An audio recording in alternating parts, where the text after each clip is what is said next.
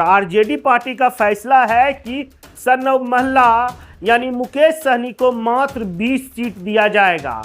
दूसरी तरफ कांग्रेस, जिन्हें 2020 में 70 सीट दिया गया था, इस बार उसकी भी पकड़ कस के पकड़ेंगे लालू जी। लालू जी यानी कि सूत्रों से खबर आ रही है कि इस बार आरजेडी कांग्रेस को मात्र 50 सीट देगी।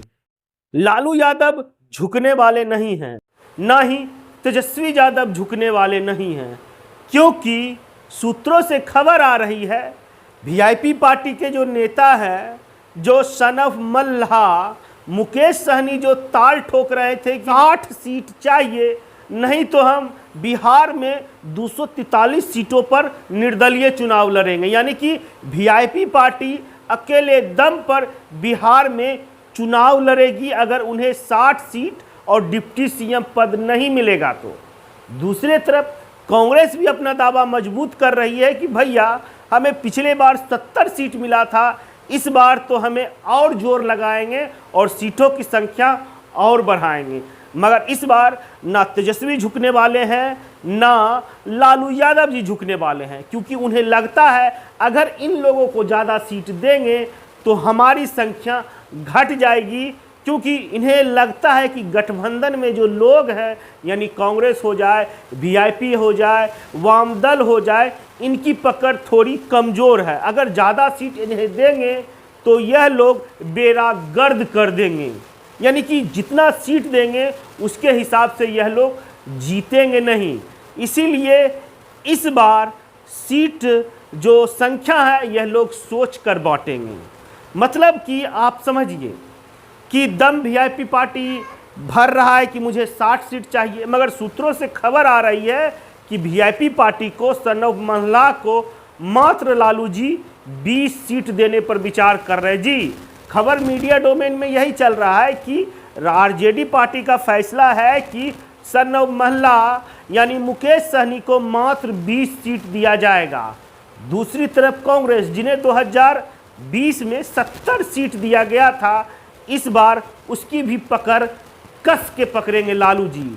लालू जी यानी कि सूत्रों से खबर आ रही है कि इस बार आरजेडी कांग्रेस को मात्र 50 सीट देगी, यानी कि 50 सीट देगी कांग्रेस को, 20 सीट देगी वीआईपी को, और बाकी के 30 सीट वो सीपीआई और सीपीआई एमएलए में बांटेंगे। यानी कि 70 और 30 हो जाता है 100, यानी बच जाते हैं 143 सीट।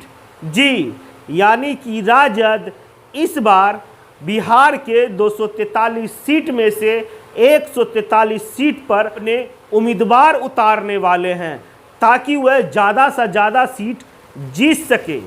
मगर दूसरी तरफ कांग्रेस को लगता है कि हमने पिछले बार अगर 70 सीट लिया है तो इस बार हम कम से कम 80 से 90 सीट लेंगे, क्योंकि इस बार उन्होंने धुरंधर कन्हैया और पप्पू यादव के हाथ में कांग्रेस की लगाम देने का विचार कर रहे हैं। फिलहाल लग ऐसा रहा है जिस तरह से कन्हैया और पप्पू यादव जी एक्टिव हो रहे हैं कांग्रेस में, उस हिसाब से लग रहा है कि कांग्रेस भी पीछे हटने वाली नहीं है। मगर हम आपको बता देते हैं, अभी कुछ दिन पहले राहुल गांधी आए थे बिहार, मगर वह पप्पू यादव से नहीं मिले थे। यह बात भी आपको रखना पड़ेगा याद। क्या राहुल गांधी लालू यादव के सामने झुकेंगे, या फिर वह कन्हैया और पप्पू यादव पर विश्वास करके अकेले चुनाव लड़ेंगे 243 सीट पर, या 50 सीट लेकर वह मान जाएंगे कि हम महागठबंधन के साथ तैयार हैं बिहार में चुनाव लड़ने के लिए। आप लोगों को क्या लगता है कि लालू जी के सामने कन्हैया और पप्पू यादव जी सरेंडर करेंगे, राहुल गांधी सरेंडर करेंगे, मुकेश सहनी सरेंडर करेंगे? सरेंडर करने का अर्थ हुआ कि जितना सीट आरजेडी देगी उतने ही सीट इन्हें लेने पड़ेंगे और उतनी ही सीटों पर इन्हें चुनाव लड़ना पड़ेगा। अगर यह लालू जी की बात नहीं मानते हैं, तेजस्वी जी की बात नहीं मानते हैं, तो तेजस्वी जी इन लोगों का हाथ जोड़ लेंगे और आरजेडी माले के साथ, सीपीआई के साथ चुनाव लड़ने का फैसला कर सकती है, हम आपको ये बात बता रहे हैं। अगर यह लोग अपने सीटों पर अड़ेंगे तो लालू जी बैकफुट पे नहीं जाएंगे, वह फ्रंट फुट से लड़ेंगे, क्योंकि उनका कहना है कि बिहार में कांग्रेस और वीआईपी का वर्चस्व नहीं है, जनाधार नहीं है। अगर इन लोगों को हम ज्यादा सीट देते हैं तो इस बार भी बेड़ा गर्द होगा, तेजस्वी यादव का सपना पूरा नहीं होगा, लालू यादव जी का सपना पूरा नहीं होगा। आप लोगों को क्या लगता है, क्या लालू जी अगर ये फैसला लेंगे तो सही लेंगे, या फिर इन लोगों को इनकी मांग के अनुसार सीटें देनी चाहिए? कमेंट करके जरूर अपनी आप राय दें। यह वीडियो फेसबुक पर देख रहे तो हमारे चैनल को फॉलो कर लीजिए, यूट्यूब पर देख रहे तो सब्सक्राइब करना ना भूले। जय हिंद, जय बिहार।